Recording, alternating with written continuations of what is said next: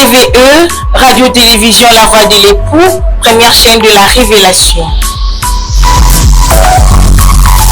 Bonjour chers téléspectateurs de la chaîne RTVE, en particulier les amateurs de la rubrique magazine Totonga Congo.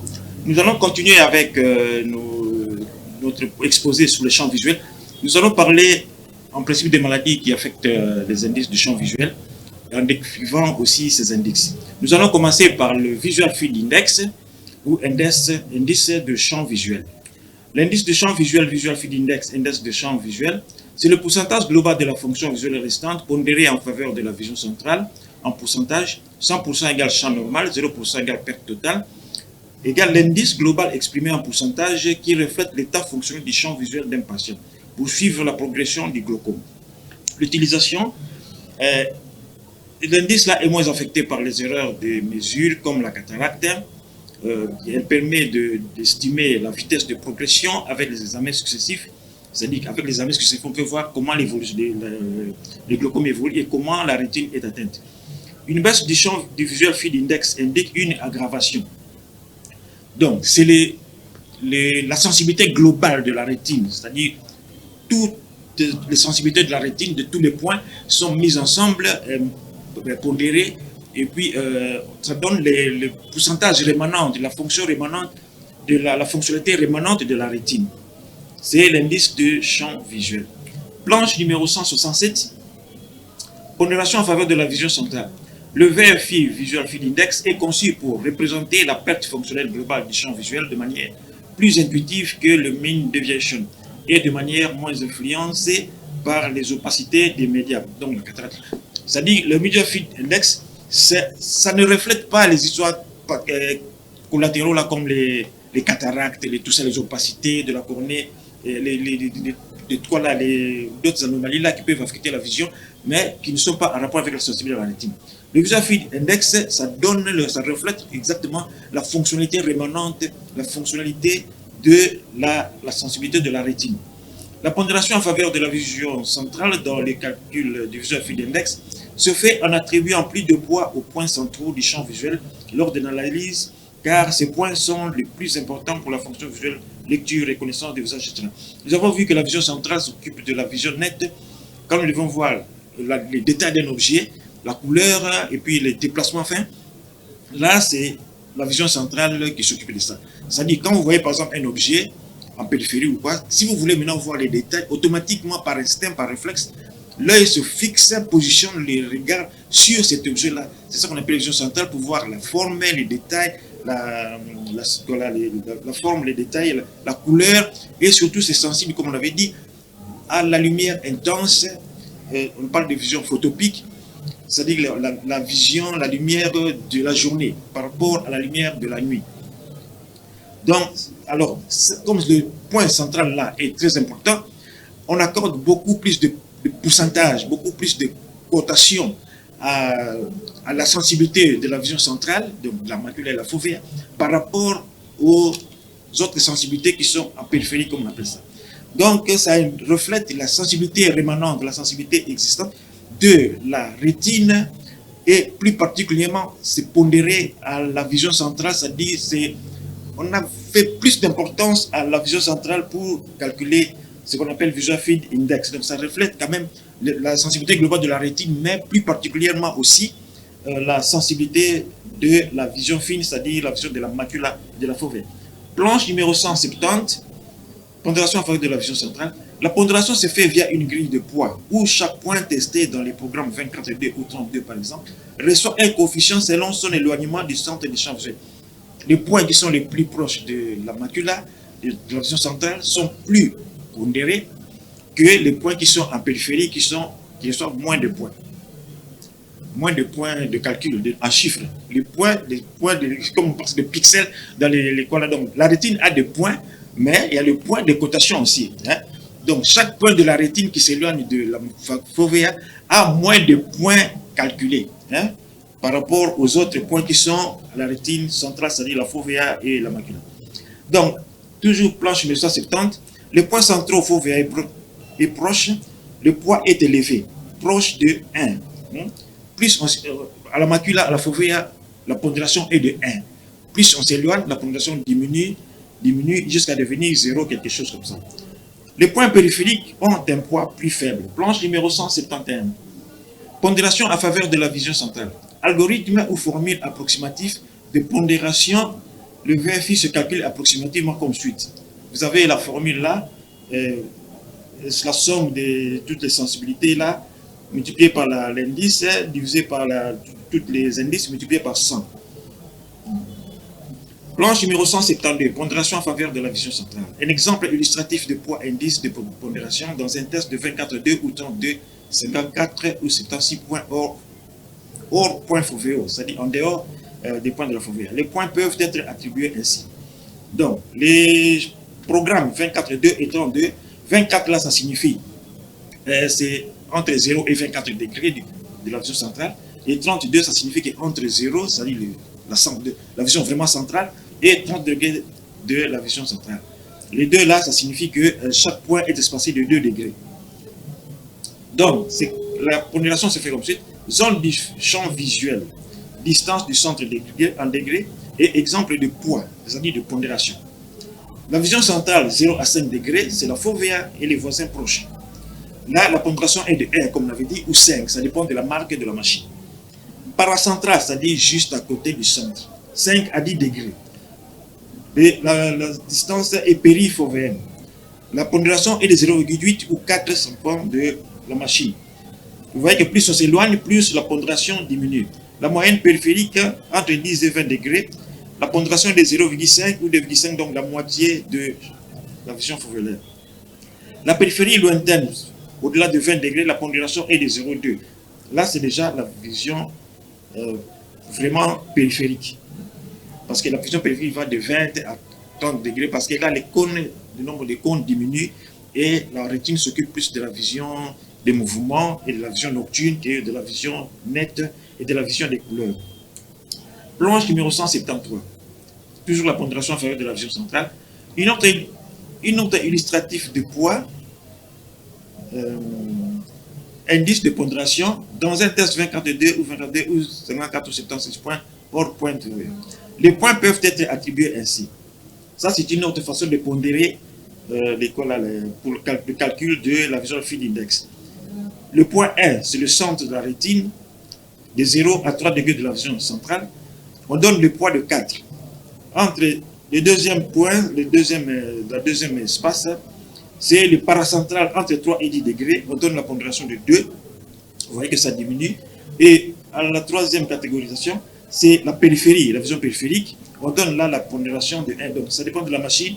On peut donner la pondération de 1, 0,5 et tout ça. On peut donner la pondération de 4, 2, 1 qu'on multiplie par la sensibilité pour avoir, à partir de la formule qu'on a vue là, pour avoir la sensibilité de ce point-là, et on fait le tout pour avoir la sensibilité globale de la rétine qu'on appelle Visual Field Index. Planche 974, rétro FRI, Visual Field Index. Résultat du FI. Dans le VFI, Visual Field Index, index de champ visuel, et de 100%, le champ visuel est tout à fait normal. C'est-à-dire aucun déficit, aucune hyposensibilité de la rétine. Une baisse progressive vers 60% au moins indique une atteinte avancée. Quand la Visual Field Index est de 0%, la perte est totale, c'est-à-dire la rétine ne voit plus rien, on est dans l'obscurité, le malade ne voit plus rien, la rétine est devenue vraiment insensible. 4C, utilité du VFI. À quoi sert le Visual Field Index? Ça sert au suivi de la progression du glaucome, essentiellement, parce qu'il y a beaucoup de maladies, mais le Visual Field Index est particulièrement indiqué pour le suivi de glaucome. Le Visual Field Index est moins influencé par les troubles comme la cataracte, comme on l'avait vu avant, que d'autres indices, par exemple la mean deviation. Ça permet de modéliser la vitesse de progression du glaucome au fil des examens. Mean deviation, on verra ça un peu plus bas. Planche numéro 175. Glaucome primitif à angle vert. Les pathologies oculaires et ou bien systématiques avec visual field anormal, c'est-à-dire bas. Le glaucome primitif à angle vert. Le Visual Field Index VFI est principalement utilisé pour évaluer le degré et la progression du déficit visuel dans le cadre du glaucome, en particulier les glaucomes primitifs à angle ouvert ou GPAO, et l'hypertension oculaire. Il ne faut pas confondre glaucome et hypertonie. Dans la pratique, on confond les deux parce que souvent ils sont associés. Mais le glaucome, c'est l'altération du nerf optique qui fait que le papille optique du nerf optique s'excave, c'est-à-dire ça se creuse, et puis la vision périphérique se rétrécit jusqu'à atteindre une vision qu'on appelle tunnelaire, c'est-à-dire qu'on perd tout ça jusqu'à ne voir que comme un petit tuyau là devant. Et puis, comment dirais-je, il y a des scotomes. Il y a des scotomes, c'est-à-dire des zones dans les champs visuels qui sont perdus. C'est ça la définition du glaucome. Mais maintenant, l'hypertonie oculaire, ce n'est pas vraiment le glaucome. C'est souvent associé, comme on a dit, mais pas toujours, parce que la limite, souvent, c'est 20 mm de mercure. C'est comme ça que se mesure la pression. Mais on trouve des gens qui ont 60 mm de mercure. Une fois, j'ai eu un malade qui était suivi d'ailleurs quelque part, et puis il a négligé le traitement. Quand j'ai vu ces documents antérieurs, il avait déjà 60 mm de mercure 5 ans auparavant, mais il a négligé le traitement. Mais 5 ans après, les champs visuels et tout le reste étaient toujours normal, malgré l'hypertonie. Mais il y a aussi ce qu'on appelle le glaucome à pression normale. C'est-à-dire que la pression oculaire est normale, mais il y a des signes de glaucome. Souvent, c'est quand le nerf optique est mal oxygéné, par exemple, chez les pilotes, tout ça, les gens qui vivent en hypoxie, les gens qui vivent en montagne. Là, on trouve souvent ce qu'on appelle le glaucome à pression normale. Donc, il ne faut pas confondre glaucome et hypertonie oculaire ou bien hypertension oculaire. Le VFI, le visual field, toujours la planche 175, le VFI reflète une mesure pondérée de la fonction visuelle globale, comme on l'avait vu, accordant plus d'importance aux zones centrales et est relativement indépendant des pertes globales diffuses comme pour la cataracte, ce qui le rend spécifique à la détection des pertes localisées typiques du glaucome, comme on avait vu. Bon. Planche numéro 176. Glaucome plus petit angle vert, c'est un des examens pour lesquels on fait les glaucome field, les visual field index. La diminution du visual field index reflète la progression de la neuropathie optique glaucomateuse et des défaillances du champ visuel. La baisse annuelle du visual field index, c'est-à-dire le contrôle se fait pratiquement à intervalles d'1 an ou 6 mois ou 2 ans, ça dépend de la situation de l'état de malade. S'il a une pathologie qui évolue vite, on n'attend pas 1 an, on attend même peut-être 2 mois, 3 mois, 6 mois. Si c'est une pathologie qui évolue très lentement ou est stable, au lieu de faire ça toutes les années, tous les ans, on peut faire ça même tous les 2 ans, tous les 5 ans. Mais de préférence, il ne faut pas aller trop loin pour ne pas laisser la maladie évoluer sans être appréhendée. Et là, on risque, vous savez que le glaucome détruit la vision. Et si on traîne trop, on risque d'aboutir à des conséquences, des conséquences qui sont irréversibles et qu'on ne peut plus soigner. Donc, il faut quand même, mieux vaut perdre un peu d'argent et faire l'examen qu'on soit sûr, au lieu d'être plus économique, parce qu'on parle aussi de l'économie de la santé. Quand on est trop économique, on loupe l'évolution de la maladie, et la maladie se développe et s'installe de façon définitive, et là, on n'a plus de solutions pour traiter la maladie.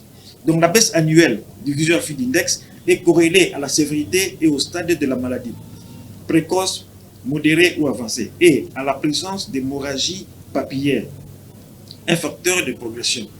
Quand le glaucome est disons, mal suivi, on prescrit les traitements, les malades ne respectent pas tellement les traitements. Souvent, un des signes, c'est quelques hémorragies là en dessous de la papille, ce qui indique que le glaucome a été mal suivi. Le traitement du glaucome a été mal suivi. Donc, une diminution du visual field index peut être par exemple de moins 0,80% par an chez les yeux avec hémorragie papillaire, ce qui est significativement plus rapide que chez des yeux sans hémorragie papillaire. On avait vu que l'hémorragie, là, ça signe que le traitement du glaucome est mal suivi. Donc, quand le traitement du glaucome est mal suivi, la dégénérescence de la vision est aussi plus rapide et plus marquée, plus accentuée. Planche numéro 177. Les maladies qui modifient la visual field index, qui donnent donc une visual field index anormale, il y a l'hypertension oculaire. On avait déjà vu que l'hypertension oculaire, ce n'est pas du glaucome.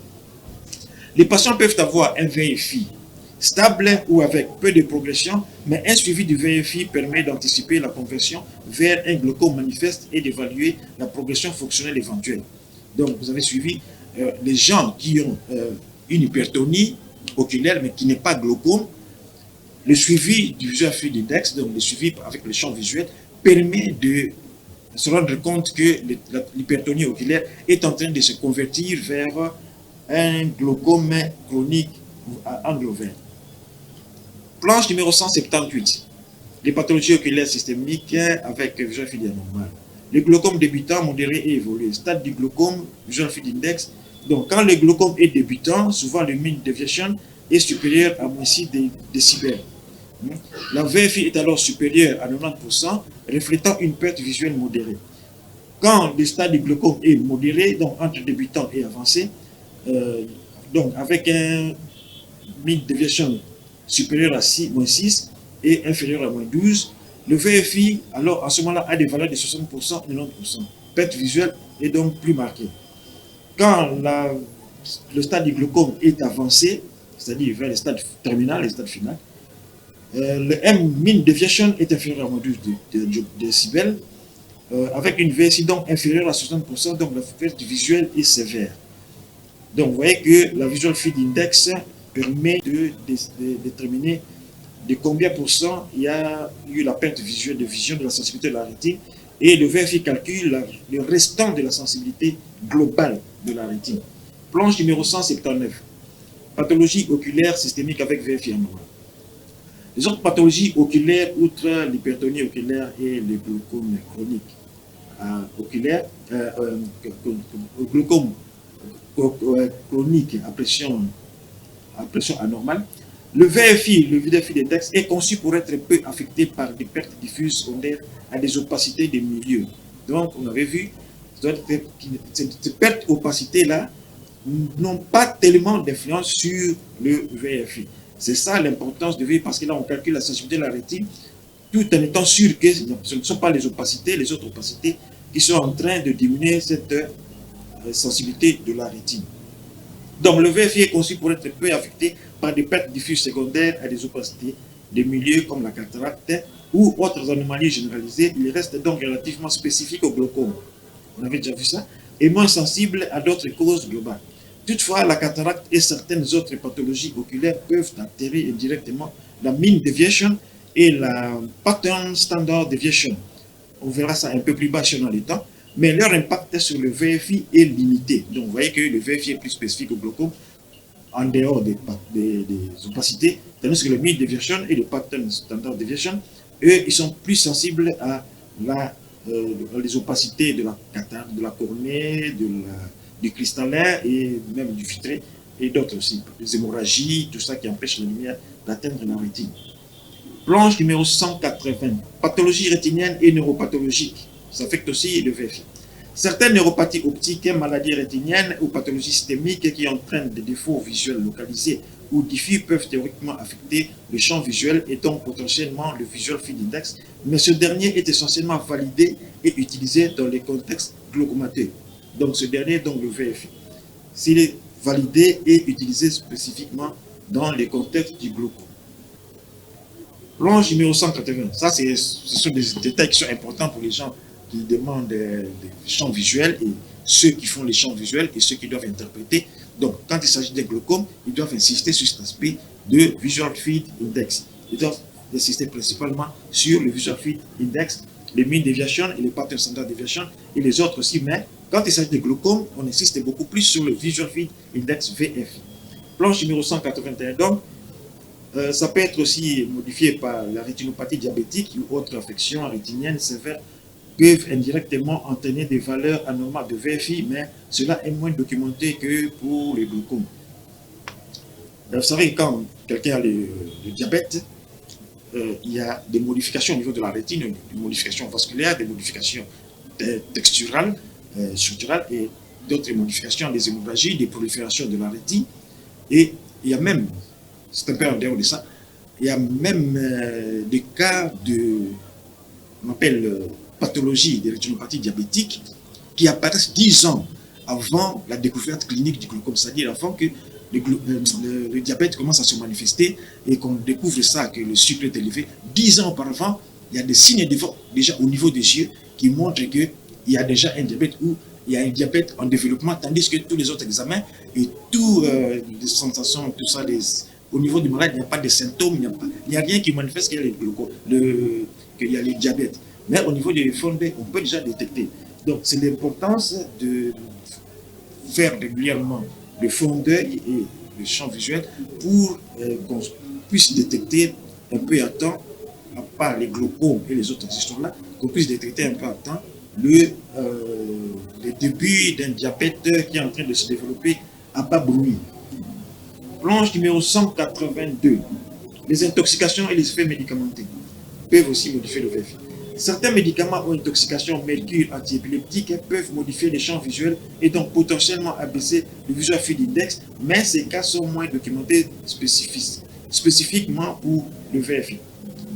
On a vu dans les fois passées que voilà, il y a des intoxications à des médicaments, des intoxications des mercure, les antiépileptiques, tout ça, qui irritent les nerfs. Donc à ce moment-là, la rétine devient plus sensible. Alors le VFI, même quand il y a une autre anomalie qui diminue le VFI, devant ces intoxications-là, puisque d'un côté la maladie baisse le VFI et de l'autre côté l'intoxication augmente le VFI peut être normal. Mais quand il n'y a pas ces maladies-là, devant une VFI élevée, supérieure à 100%, il faut envisager, penser à une intoxication. Donc, le champ visuel est aussi un moyen rudimentaire de découvrir qu'il y a une intoxication. Ici, nous avons une image de visual field, une planche numéro 183. Donc, les parties noires, tout à fait noires, c'est la pollution totale de la vision. Plus ça devient blanc, plus il y a la vision un peu normale. Vous voyez que ça commence en haut là, il y a du noir complet, et puis ça devient un peu gris, et puis un peu blanc. Vous voyez que la zone centrale est préservée. Là où la zone centrale est préservée, donc c'est plus blanc, c'est-à-dire la sensibilité est plus élevée. Vous voyez que le visual field à gauche est de 61%, tandis qu'à droite, là où la vision centrale a moins d'espace blanc, vous voyez que la visual field index est censé tout ça, alors que normalement les parties noires sont beaucoup plus prononcées à gauche qu'à droite. Tout ça c'est parce que, comme on avait vu, la sensibilité est pondérée, c'est-à-dire on donne plus d'importance, plus de points à la sensibilité de la rétine centrale. Ça c'est une façon de comment nous faisons ces histoires pour analyser le champ visuel concernant le visual field index. Donc ça c'est un schéma du champ visuel. Ici c'est en rapport avec le visual field index ou l'indice de champ visuel. Planche numéro 180. GHD glaucoma Hemifield test. C'est le test émission pour les glaucomes. Si on revient à la planche numéro 183, vous voyez que ça c'est un cas de glaucome. Planche 183. Planche 183, planche 183. Planche 183, s'il vous plaît. Donc, vous voyez que la planche 183, bon, c'est pas passé. À la partie supérieure est plus noire que la partie blanche. Ça, c'est caractéristique du glaucome. Dans le glaucome, l'émission supérieure du champ visuel est beaucoup plus altérée que l'émission inférieure, comme nous le voyons à la planche 183 là, qui donne beaucoup plus de perte de la vision en périphérie de la hémirétine supérieure. Tandis qu'en bas, la rétine est un peu plus préservée. Donc, planche 184, le GHT, glaucoma Hemifield test, ou en français test émission pour les glaucomes. Le test c'est un test ou algorithme automatisé utilisé pour évaluer les résultats du champ visuel dans le diagnostic du glaucome. Il compare la sensibilité entre les émissions supérieures, comme on a vu, et inférieures en 5 paires de secteurs correspondant à l'anatomie normale de fibres du nerf optique, détectant ainsi des pertes localisées typiques du glaucome.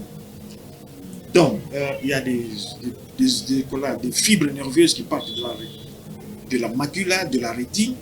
Il y a des fibres qu'on appelle nasales supérieures, nasales inférieures, temporales inférieures, temporales supérieures, et des fibres qui vont directement de la fovea vers la papille. Tout ça, ça fait 5 zones de... Alors, les tests de GHT évaluent chacun des trajectoires là, des fibres nerveuses pour détecter à quel niveau il y a plus d'altération, plus d'atteinte de la rétine et des fibres nerveuses. Planche numéro 185. Les 5 paires de secteurs qui correspondent à l'anatomie normale des fibres du nerf optique, on a déjà vu ça, mais on va répéter en lisant. C'est la division sectorielle basée sur la topographie anatomique des fibres nerveuses qui relient la rétine au nerf optique, est essentielle pour détecter les pertes localisées caractéristiques du glaucome. Cette organisation permet de détecter des discordances entre les émissions supérieures et inférieures par paire, c'est-à-dire supéro-nasal, inféro-nasal, supério-temporale, infério-temporale. Donc par paire, 2 à 2, la partie supérieure et la partie inférieure de chaque cadran. Donc ce qui est typique des lésions glaucomateuses. Planche numéro 186. Ces secteurs, donc ces secteurs, j'en ai déjà parlé, ces secteurs correspondent habituellement en page 101 à la région temporale supérieure, TS, à la région temporale inférieure, TI, à la région nasale supérieure, NS, région nasale inférieure, région centrale ou papillaire de fibre. Donc je dis là que ça part de la fovea, c'est-à-dire la zone de la vision nette, juste directement dans les nerfs optiques. Donc on appelle ça faisceau maculopapillaire. Vous savez que quand on regarde la fovea, quand ça prend les images, ça envoie dans une zone du cerveau qui s'occupe de la vision nette. Dans la vision d'abord, la rétine elle-même déjà, c'est un mini-cerveau. C'est là que se fait d'abord tous les traitements de la vision dès le départ. Parce qu'il y a des fibres on, des fibres off, il y a des magnocellulaires, des faisceaux parvocellulaires, des faisceaux coniocellulaires. Alors, tout ça, ça traite l'image au niveau de la rétine. Déjà, quand l'image part au niveau du cerveau, ce n'est pas seulement le cerveau qui traite l'image. Déjà, cette image est pré-traitée, filtrée et améliorée, enhanced comme on dit en anglais. Déjà au niveau de la rétine. Quand ça arrive au niveau du corps génué, là maintenant, il y a encore un autre traitement, les filtrages. Et puis après, ça va maintenant au niveau du cortex cérébral occipital. Là maintenant, c'est là que la vision nette commence à se constituer. Et puis envoyée dans d'autres centres qui traite la vision de façon consciente. Mais la vision, disons, matérielle, technique, c'est au niveau de la rétine. Le cerveau ne traite que la vision, disons, ça convertit la vision envoyée par la rétine en vision consciente.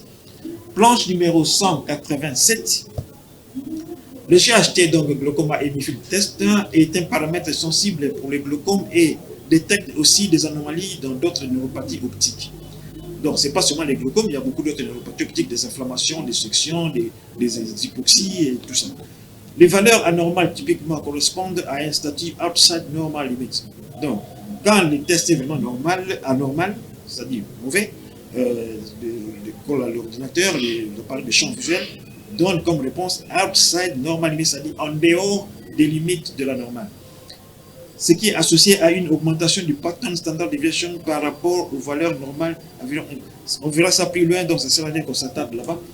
On verra ça plus loin si on a le temps, j'espère qu'on aura le temps. Si on n'a pas le temps aujourd'hui, on en parlera une autre fois. Bon, planche numéro 188. L'utilisation de la glaucoma hémiphile test, donc la comparaison de l'émission supérieure et de l'émission inférieure, quadrant par quadrant, cadran nasal supérieur, cadran nasal inférieur, cadran temporal supérieur, cadran nasal inférieur.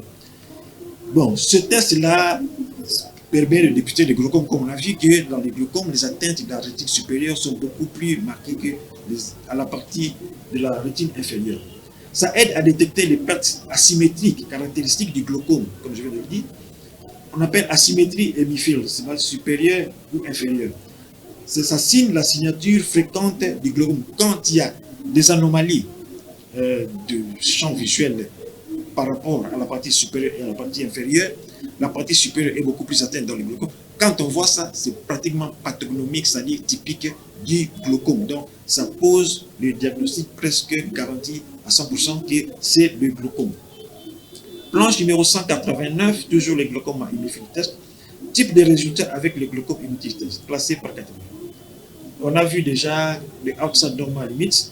Les autres valeurs que le champ visuel peut donner, c'est within normal limit, c'est-à-dire là, c'est dans les limites normales.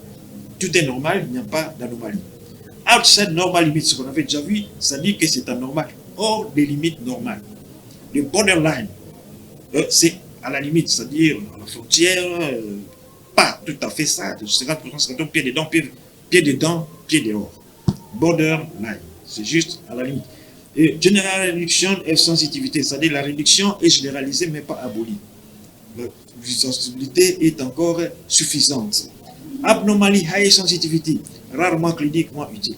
Nous avons vu que en cas de certaines intoxications, la rétine devient plus sensible que la normale, et c'est dans ce cas-là que le champ visuel va remarquer ça et va donner la réponse comme abnormally high sensitivity, c'est-à-dire que sensitivité anormalement élevée. Planche numéro 190, là c'est une planche où ça décrit un peu, les différentes anomalies là, les limites, les valeurs associées, les typiquement. Là on va sauter parce que ça va nous prendre un peu trop de temps. Planche numéro 191, d'autres maladies qui modifient le VH, c'est la neuropathie optique ischémique NOI, correspond au terme anglais AION, antérieur ischémique optique neuropathie. Bien, neuropathie optique ischémique oblitérante aiguë. Détail.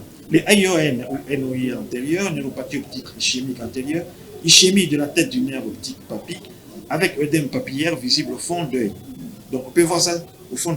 Quand on peut voir ça au fond d'œil, c'est antérieur. Ce qui est postérieur, on ne voit pas au fond d'œil, mais pourtant il est là. Donc il faut d'autres techniques d'évaluation pour se rendre compte de cette oblitération de cette ischémie-là. PION, postérieur ischémique optique neuropathie, c'est la teinte en arrière de la papille sans œdème papillaire. Donc on ne voit pas ça au fond d'œil. En français, quand on dit simplement neuropathie optique ischémique, donc NOI, on parle le plus souvent de AION, c'est-à-dire antérieur ischémique opticale neuropathie, sauf précision contraire. Quand on dit NOI, si on précise postérieur, donc ce n'est pas le NOI antérieur, c'est le NOI postérieur. Planche numéro 192, le glaucome petit à angle ouvert, GPAO. Le GHT est largement utilisé pour détecter les pertes visuelles caractéristiques du glaucome, souvent trouvées outside normal limite, hors limite normale. En cas de glaucome confirmé, on a déjà vu ça. En cas de glaucome suspect ou glaucomateux, la sensibilité du GHT reste élevée, sensibilité et spécificité proche de 100%. À détecter les altérations du champ visuel, même en présence d'altérations suspectes du disque optique. Quand le glaucome est très élevé, donc il y a atteinte de supérieur et inférieur, la différence entre les deux est moindre. Donc ça devient un peu difficile de déceler s'il s'agit d'un glaucome ou d'une autre atteinte périphérique. Planche numéro 193, glaucome primitif angle ouvert toujours. Dans les glaucomes confirmés, le GHT, donc glaucome hémophile test, est généralement outside de la limite. On a vu, par exemple, dans les champs 24.2, les valeurs de pattern standard deviation, on verra ça plus tard, sont plus élevées chez les yeux avec GHT anormal et souvent au-dessus de 1,6 décibels. Ça, c'est technique par rapport à l'environ 1,5 dans les limites normales. Planche numéro 194, l'hypertension oculaire peut modifier aussi le GHT. Dans l'hypertonie oculaire, élévation isolée de la pression intraoculaire sans les glaucomes, sans les manifestations des glaucomes, c'est-à-dire supérieure à 21 mm de mercure, mais sans des altérations des glaucomes, le GHT peut commencer à montrer des valeurs anormales, surtout si l'hypertension oculaire évolue vers un glaucome primitif à angle ouvert. Les fluctuations de PIO sont un facteur de risque, mais le GHT détecte surtout les déficits fonctionnels quand ceux-ci deviennent manifestes. Ça sont des choses destinées à rester aux techniciens, mais eux aussi suivent, ils ont le droit de se faire un petit rappel. Planche numéro 195, neuropathie optique, donc glaucomateuse, notamment antérieure ischémique. Ça aussi, ça modifie le GHT. Le GHT donne des résultats outside normal limite dans près de 90% des cas d'AION, on a vu ça, indiquant que ce test peut aussi être anormal dans d'autres pathologies du nerf optique non glaucomateuses, en raison de déficits visuel diffus ou localisé. On avait vu que le test spécifique, c'est la Visual Field Index, que les GHT, la déviation, mean déviation et les pattern standard deviation, ce n'est pas spécifique au glaucome, mais on peut toujours utiliser ça. C'est comme on voit là-bas, le GHT n'est pas spécifique au glaucome. En bas de la page, cependant, une proportion de 10% de cas peut rester dans les limites normales, notamment si la réduction d'acuité liée à l'atteinte papillomaculaire donne des scotomes centraux. On a déjà vu ce que c'est des scotomes, on pourra voir ça plus tard. Maintenant, on gagne un peu le temps. Planche numéro 196. On continue avec les neuropathies optiques non glaucomateuses, notamment l'antérieur ischémique optique neuropathie. Dans l'AION, 90% des champs montrent un GHT outside normal limite, mais une partie minoritaire reste dans les limites normales. Donc, ce n'est pas tellement spécifique. Bon, pathologie associée toujours avec GHT, planche numéro 197. En pratique, un résultat abstrait normal limite de GHT avec un pattern standard de déviation élevé est fortement suggestif d'atteinte glaucomateuse ou neuropathique, c'est-à-dire atteinte du nerf optique. Planche numéro 198, ici on voit comment se présentent les GHT, glaucome hémiphyte. Vous voyez que c'est un cas glaucomateux, des glaucomes, vous voyez que, comme on l'avait dit, tout ce qui est noir là, c'est déficit absolu de la sensibilité de la rétine. Plus c'est clair, plus la rétine est sensible. Nous voyons qu'à la partie supérieure, c'est vraiment atteint. En bas, c'est un peu plus clair. Donc, c'est typique du glaucome parce que c'est asymétrique. Et nous voyons que les cadrans ici sont bien dessinés. Cadran nasal supérieur, cadran nasal inférieur, cadran temporal supérieur, cadran nasal inférieur. Les deux yeux, vous avez à l'œil droit et à l'œil gauche. Vous voyez que tout est bien dessiné. Ça, c'est ce qu'on voit aussi dans les glaucomes hémiphyte test qui montrent la sensibilité de chaque branche de la fibre, des fibres qui viennent de la rétine, soit dans les champs nasal supérieur, soit nasal inférieur, soit temporal supérieur, soit temporal inférieur, et du champ central aussi. Les champs centrales qui vont directement les faisceaux macropapillaires, qui vont directement de la fovéage directement au niveau du nerf optique.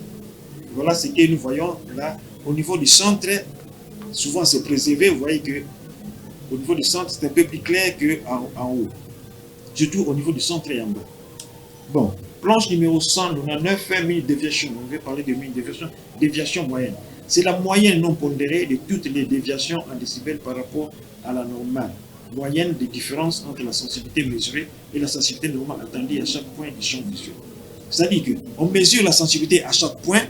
Pour chaque point, il y a une valeur normale déterminée à partir d'une population de référence pour chaque point. Mais non, la valeur trouvée chez le malade, on fait la différence avec la valeur normale qu'on trouve dans une population de référence.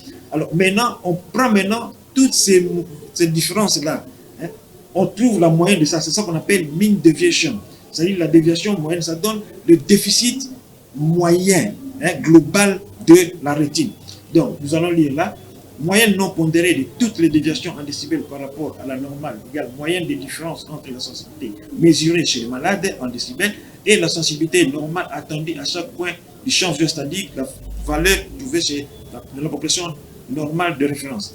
On appelle ça déviation moyenne. Ça indique la différence moyenne de sensibilité par rapport à une population de référence considérée comme normale ajustée à l'âge. Donc pour chaque âge, il y a une tranche de population normale et quand le malade vient, on compare ses valeurs par rapport à la population de référence qui correspond à son âge.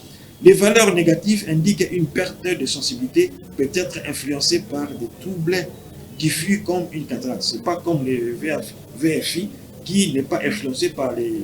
Donc si on veut avoir des valeurs, une estimation qui n'est pas influencée par les cataractes, les opacités de la cornée et tout ça, les hémorragies vitréennes, là, il faut faire le VFI.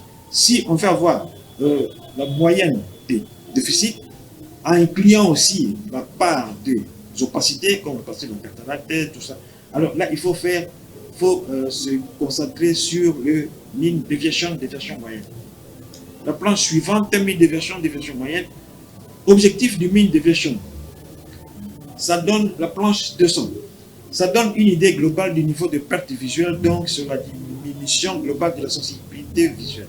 Les valeurs typiques de mean deviation, on peut trouver de 0 à moins 2 dioptries, décibels, c'est le champ visuel normal. On peut trouver de moins 2 à moins 8 décibels, là c'est une légère atteinte. De moins 6 à moins 12 décibels, c'est atteinte ou altération modérée. De inférieur à moins 12, c'est-à-dire supérieur en valeur absolue à 12, c'est l'atteinte sévère. Les limites, ça ne distingue pas si la perte est diffuse ou localisée. Bon, ça sont des détails techniques comme j'ai dit, mais on doit aussi parler pour les techniciens. Planche numéro 201. Pathologie altérant la valeur de la mean deviation suite pour les glaucomes. La mean deviation est altérée en cas de déficit, qu'il soit localisé ou diffus, et peut être anormale même en cas de simple perte de transparence des milieux comme la cataracte.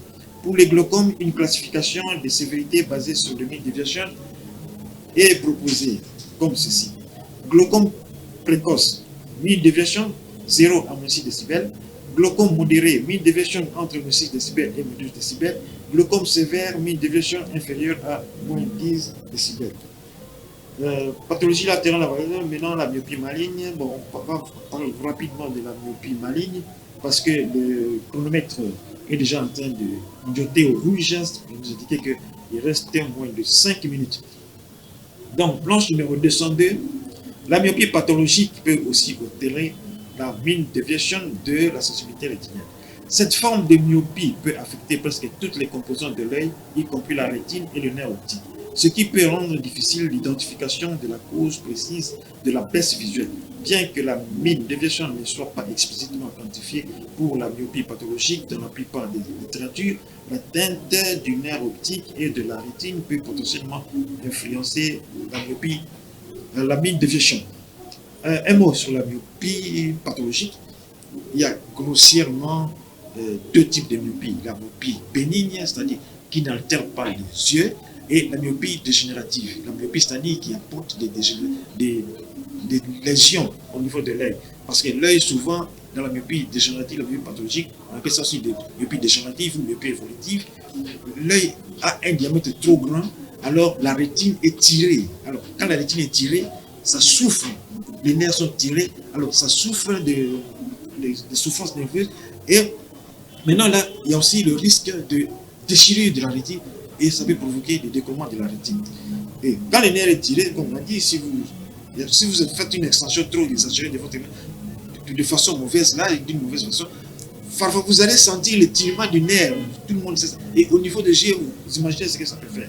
Donc, en plus de la myopie bénigne, qui ne donne pas la myopie maligne, il y a aussi des myopies intermédiaires, par exemple la myopie qui est due au diabète. Plus le sucre augmente, plus l'indice de réfraction du cristallin augmente et ça provoque la myopie.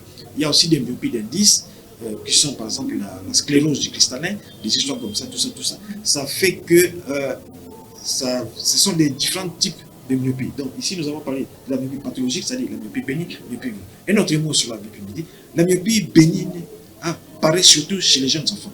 Plus la myopie apparaît tôt, plus elle évolue très vite et atteint des degrés très élevés, parfois jusqu'à mauvais dioptrique. Vous verrez un enfant de 12 ans qui a déjà une myopie de 20 devient dioptrique. Parce que sa myopie a commencé à bas âge et ça a évolué très vite. Plus la myopie apparaît tard, plus elle évolue moins et souvent elle est stable. C'est comme ça que chez les adultes qui ont commencé la myopie à l'âge adulte, leur myopie est inférieure, mais les enfants qui commencent leur myopie à bas âge, ils ont une myopie très élevée et souvent qui évolue de façon pathologique. Alors on parle de myopie pathologique, myopie évolutive, myopie dégénérative, myopie maladie.